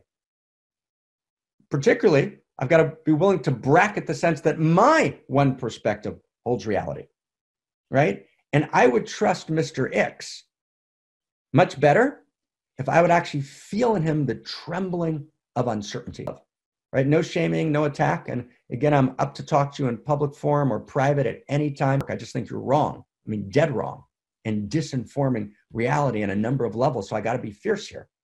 Okay. But let's just feel this together. Lots of your facts that are wrong and the leaps you make in your conclusion, right, which you don't share with your listener. You actually draw people in through pieces, partial truths that are actually seductive and often correct. But then you make a leap and draw conclusions, but your listener doesn't actually track where the leap is. That's not okay. You with me? Is that okay? We're talking this together? Okay. And then, right, give us some uncertainty, like a fundamentalist, radical certainty. Okay, my brother, my little brother, who's beautiful, beautiful man, who's now passed to the next world. He died in a car accident 5 years ago, was killed instantly. And I love him madly. Right. And I got to be fierce here. My brother was a fundamentalist. Right. I grew up originally as in a fundamentalist world. And fundamentalists don't know uncertainty. They've got radical certainty. Right. So I reject the radical certainty of people who say, oh, wow, I believe the news. You shouldn't believe the news. The news is often information warfare. The news is often narrative warfare. The news is driven by ratings, which is a profit metrics. Right? It's driven by entertainment metrics. It's owned by for-profit corporations that have quarterly reports. The news is not reliable. Tragically, the news is often disinformation. Okay, I got that. Right? So anyone who's got this kind of mainstream certainty, yeah, the news, that's what's right. Oh, conspiracy theories, those are crazy people. That radical certainty, bracket that radical certainty. At the same time, anyone who says, wow, I believe all the conspiracy theories, and people who are actually arguing for the conspiracy theories, who don't share the leaps they're making, and who never have uncertainty. Right? I listened, right, to an entire, right, very carefully, right, word for word, because someone in our circle asked me to, right? Two people sent it to me, right? Right? It was originally sent to me by Kristina, right, my muse, right? And then later I got it from Krista, and then I got it from other people, right? And I listened to this one particular conspiracy theory and then to three others. And the paradox, but Mr. X is paradigmatic here, right, is there was no uncertainty. So whenever you don't have, and here's a litmus test for sense making, whenever there's not a dance between certainty and uncertainty, beware, buyer beware. That's a form of fundamentalism. So the spiritual practice of sense making requires bracketing your perspective and becoming intimate with the other person and actually taking their perspective. That's part of intimacy. Okay, intimacy means I'm going to bracket my perspective. I'm going to step out of my unique self, which is, right, I'm part of the field of intimacy. That's true self. I'm part of the field of intimacy and desire and consciousness. That's true self. Then I'm a unique quality of intimacy, and I'm a unique perspective. That's unique self. Then to join unique self symphony, which is to do sense making, I step out of my unique self and I feel you. Right? So one of the definitions of intimacy is, remember, right, is, and I'm going to give you the definition, right, and then we're going to apply it to perspective taking. And keep writing in the chat box because that's going to help me hold my thread. So I totally appreciate that, okay? Because we're doing so much here, okay? Here's a definition of intimacy that we're going to come back to. Intimacy equals, anyone who's up for writing this would be awesome. Intimacy equals shared identity. Intimacy equals shared identity in the context of relative otherness, and the word relative is in brackets. So intimacy equals shared identity in the context of relative otherness, and relative is in brackets. And this is literally just like Einstein's E equals mc squared changed physics. This is, and I say this with trembling humility and complete audacity because I stake on this. I know this is true. We've spent decades on this. So intimacy equals shared identity in the context of relative otherness, plus sign, plus mutuality of recognition, plus mutuality of pathos, plus mutuality of purpose. So if someone wants to be brave and put that all into one chat, we can actually see it together. Right? I think we got it, okay? Fantastic. Rock my world, okay? So now let's apply that. So now you understand you can't talk about conspiracy theories, right? We can't evolve the source code. We can't, right, generate the emergence out of this emergency without Dharma. Dharma is the new emergence. It's the new source code. That's what Da Vinci does in the Renaissance, right? As the Black Plague, the bubonic plague, sweeps through Europe, and he can't heal everyone. He tells a new story. He engages in sense making, which is the universe being Da Vinci. So we are Da Vinci together in this moment, and we are in this focused Zoom. We're in Florence right now. We're in Florence, though, around the world, okay? We ready? We ready, guys? Are we good? Are we good? So, okay, so Dharma makes us, right, the new narrative, the accurate narrative, right, which is a bringing together of the best facts into the highest new order of information. Dharma is the bringing together of the best facts into the highest new configuration of information, which is what sense making is. Dharma makes us intimate with ourselves and intimate with the universe, okay? And we're going to come back to that sentence. If we can grab that. Dharma makes us intimate with ourselves and intimate with the universe. Let's get back to that. And I want to go back to perspective taking. Let's take it step at a time.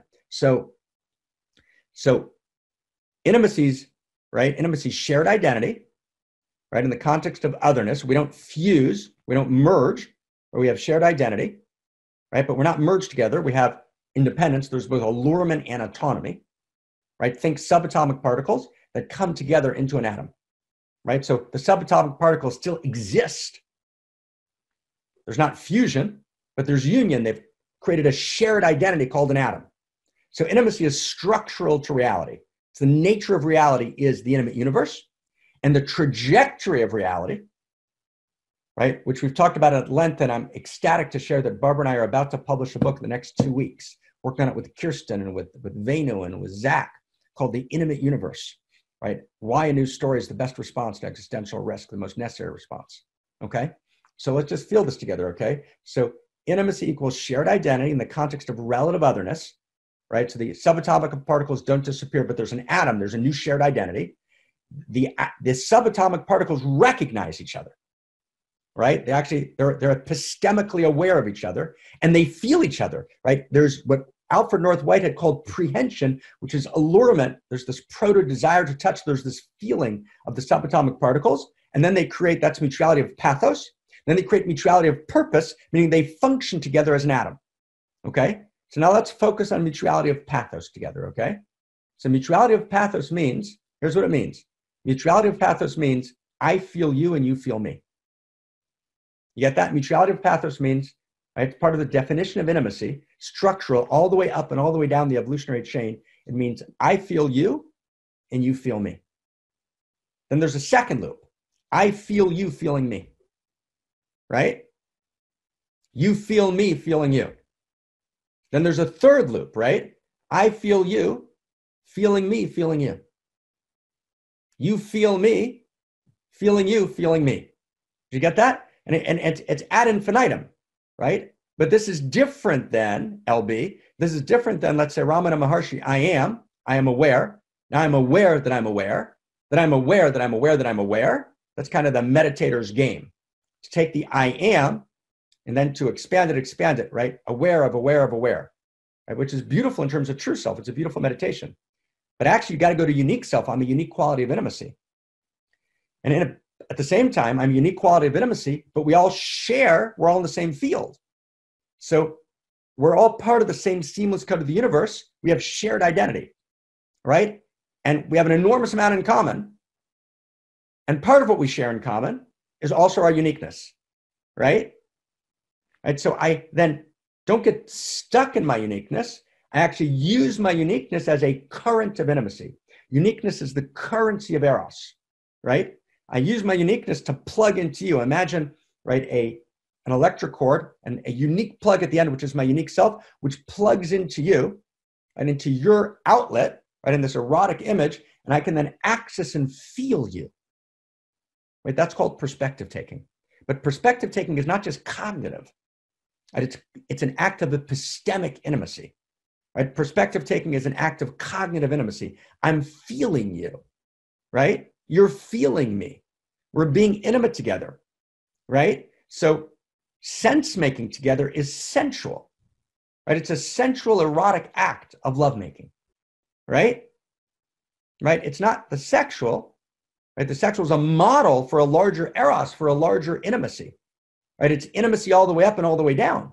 So if you see people, which is happening all over the web now, these brutal groups attacking, right? Arguing, weaponizing sense-making, weaponizing information. Whoa, that's not sense-making. That's the separate self that's turned a tool into a weapon, right? And is engaged, right, in warfare, right? And warfare has many forms. There's many ways we move to kill each other or to make a killing in the market, right? In these win-lose games, right? But that's not what we want to be doing. That's not Homo amor. That's the old Homo sapien. That's the weaponizing of information. Does everyone get that? Like, oh my God. So we need to do sense making, right, in this very new and very beautiful way. Okay, does everyone get this so far? Who's with us so far? We just laid down an entire framework. Does everyone get that? Who got that, right? It's like, wow, right? And it's one of the ways you can recognize, right, where to listen and where to pay attention, right, and where not to pay attention. Okay, so let me just go one more step, and then we're gonna dive in deeper. We haven't even started. We're just gonna get to some depth here. Okay, are we ready? Are we okay to get to some depth? Can we go at the opposite? Right? We feel each other. We're holding hands. Okay, we're in. Okay, so I'm just gonna give you just two examples, just maybe three, just to get it. We're holding hands just super quick, okay? But it's gorgeous, okay? So we got our definition of intimacy, right? And if someone can copy and paste it, that'd be awesome, just so we'll see it in front of us, okay? We'll see it in front of us. Intimacy equals, right? Who can grab that and put it in the chat box? Intimacy equals shared identity, perfect. Shared identity in the context of relative otherness, plus mutuality of recognition, plus mutuality of purpose, plus mutuality of pathos, okay? So now, let's see, that works. We saw one example, subatomic particles in an atom. Okay, here's just a second example. Second example would be, nations in the world, right? Intimacy, shared identity, right? All the nations of the world are made up of human beings. That's world-centric intimacy, right? But we don't want to obliterate nations. There's room for a healthy ethnocentric sense, right? For the individuated nations, actually healthy nation states that actually are living in a shared identity, which every nation state is a unique self. Does everyone get this? We're now reconfiguring politics through the new narratives. We don't want just a global government, right? That actually is an open door to totalitarianism. We need a kind of global federation, but we need individuated strong nation states. So we need shared identity in the context of relative otherness, where we have mutuality of recognition, but we also have mutuality of pathos. We can actually feel each other, right? Right? And we can have mutuality of purpose. We can have shared purpose. So that's how intimacy would work in the political equation, right? In a couple, right? In a couple, I actually have to be not just contractually separate selves in romantic love, right? Which is a very particular configuration, which is often a strategy for the egoic mind. No, we have to be expressions, unique expressions of outrageous love. We're a couple. We actually have shared identity. We're Mr. and Ms. Smith, Ms. and Mr. Smith, right? We have shared identity. We recognize each other. But we're not fused, right? It's shared identity in the context of relative otherness. We have mutuality of pathos. We feel each other. We have mutuality of purpose. We're not just role mates and soulmates. We're in our language, we're wholemates. Wholemates means we're not just looking deeply in each other's eyes. That's soulmates. We're not just functioning together. That's role mates. We're actually in an evolutionary relationship. That's wholemates. We're looking at a shared vision together, okay? That's mutuality of purpose. Well, that's gorgeous, right? right? Let's look at another example, right? Just one more example, self. Just two more examples, self, right? So I contain multitudes, right? Walt Whitman, I contain multitudes. So I need to be intimate with myself, which means I need to have shared identity with all the parts of myself. And the second I'm non-intimate with myself, I split off parts of myself that I can't access. I can't be intimate with you. So I've got to be intimate with my protector and with my broken child and with my seeking mind, right? And with my innocent, right? And with my shadow self and with my split off anger and envy and rage, right? Whenever I split off parts of myself and I don't actually contain multitudes, Whitman's phrase, I don't have shared identity in the context of relative otherness, meaning I have distinct voices, but they're all part of me. And there's mutuality of recognition. None of the voices hijack me. There's mutuality of pathos. The voices recognize each other. The voices feel each other. And then the voices create shared purpose. Does everyone get how this is an E equals mc squared? It's the inner physics of cosmos. We've looked at it in terms of atoms. We've looked at it in terms of nations, 2. We've looked at it in terms of a couple, 3. We've looked at it in terms of self, 4. Let's look at it, 2 more examples. In terms of a company, an organization. Company has a bunch of divisions, right? Those divisions have to have shared identity. Like companies, anyone who's an organizational consultant, right? Companies break down because all companies and all agencies and all intelligence agencies, right? And all larger organizations, different factions fight with each other. There's a win-lose metrics, and they lose the sense of shared identity, which is why Peter Drucker, right, the organizational consultant, said, culture eats strategy for breakfast, but Drucker didn't have a way to create a culture. So there has to be intimacy. A company needs to be intimate. You need an intimate culture of shared identity in the context of relative otherness. Each division is independent. There's mutuality of recognition. We recognize each other. Each division feels each other. Then the divisions can operate with a mutuality of purpose. And Peter Senge, right, from MIT, tells a great story at the beginning of his book, Presence, about how a company which was making a new product, it actually was complete in overruns, destroying its budget, falling apart until they created, he didn't use this language, right? Doesn't have this, but he's describing, they create a sense of shared identity, right? Mutuality of recognition, mutuality of purpose, mutuality, right, of pathos. And they're actually able to complete the project, 75 days early. I don't remember the precise number, right? An organization. And finally, here's the last one, number 6. Just so we get this is real. And then we're going to go to information. We're going to go to conspiracy theory. Number 6, number 6, okay? Here's 6. Okay, here's 6. So 6 is sexing, right? So the first 5 were eros, now sexing. What happens in sexing? In sexing, there is shared identity. We become part of a larger, pulsing, throbbing, moving, ecstatic, open, right, entity. We become a larger one, right? We see each other with God's eyes and we participate in the same fabric of existence, and loneliness abates for a moment as we merge together in the oh God of the larger one. But there's still the context of relative otherness. We're part of the same field, but we don't lose our distinct uniqueness. So we can actually cry out in the moment of exaltation the name of other, because there's mutuality of recognition and we feel each other. But the separation has broken down, right? Giving is receiving and receiving is giving. And in the rest of the world, you're either giving or you're taking, right? You're giving or you're receiving. And sexing, that breaks down because there's shared identity, right? There's shared identity. There's mutuality of recognition. We call each other's name. We scream each other's name. We scream the name of God in each other's name. And we realize that each other's name is part of the name of God. And then we scream yes, because we're part of the entire field. And the Big Bang is exploding in this particular flaring forth in this moment. And from there, we can be wholemates. We can have mutuality of purpose. That's unique self-sexing. Right? That's this new work we're doing, the phenomenology of Eros, which I'm doing with Kristina and Gabrielle. Right, and Barbara, Marx Hubbard, is deeply in this with us in 2 of the big volumes. Right, we talk about this thing called unique self-sexing, which is what we just described, which is intimacy incarnate in sexing. So does everyone just see what we just did? We just did 6 frames.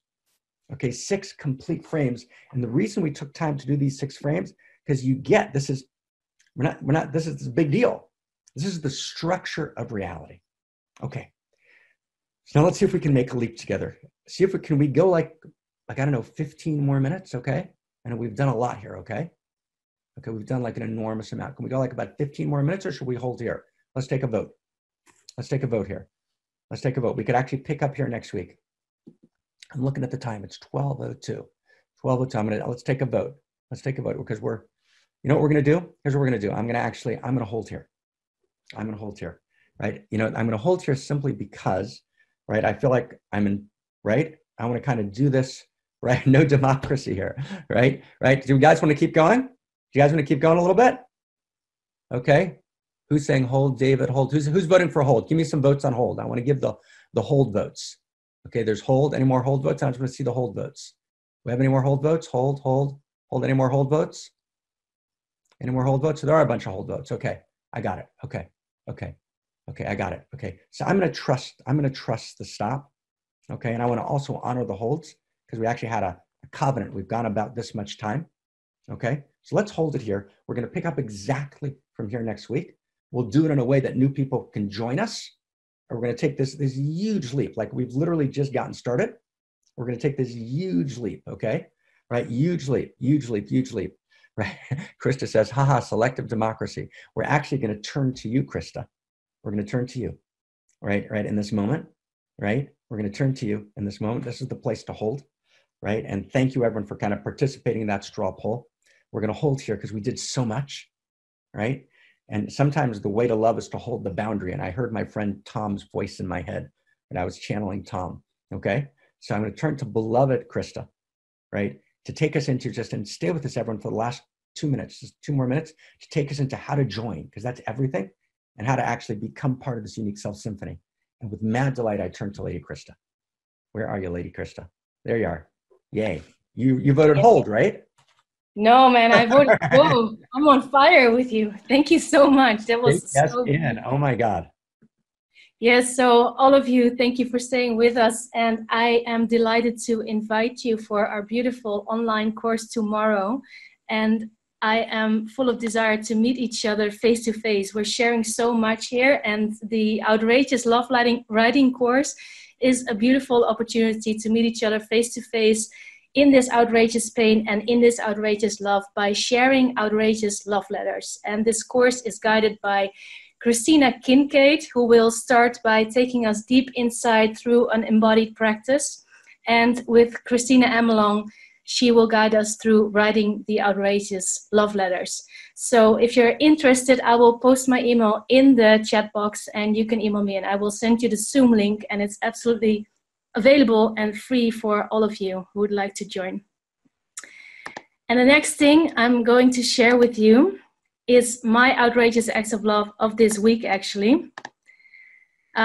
We met our beautiful, I just met our beautiful Abigail this week. She posted a few times on our Outrageous Acts of Love Facebook page, and I invite you to click on the link in the chat box and check it out. And Abigail is a woman in Nigeria, and she is creating, she has created 50 masks for people. She sewed them all by herself. And now her next goal is to create 200 food packages and share them in the villages near her town so people can have food every day. Oh so, my God. And I talked to her a lot, and she is an amazing, beautiful woman of our community. And I'm also going to do a live stream with her next week to introduce her to even more people. So if this turns you on as well, please check out her beautiful story on our Facebook page. And we will post the link in the chat box now. And of course, all of you are invited to share here. There are so many beautiful stories from all over the world, but also from ourselves, sharing our own unique, outrageous acts of love. So we can see how we are this unique self-symphony together. So if you do come to our Facebook page, please click here on community. If you do, come be there. Blow us away with your outrageous acts of love. Oh my God. Exactly. Thank you. So come to our Facebook page and click on community and share all of your stories of love with us so we inspire each other.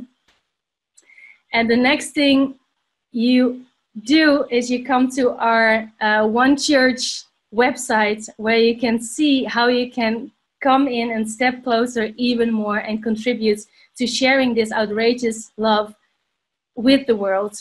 You can make a one-time donation by clicking here, or you can choose to become a member of One Church. And if you do choose to become a member, you will gain access to all of these 9 courses, which will take you deep inside all of the Dharma that Marc has shared with us today in One Church. God is Eros.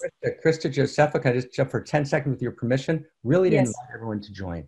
Because Barbara would step in now and say, like, right, our money is our yearning, right? In other words, Barbara funded and is still funding, right?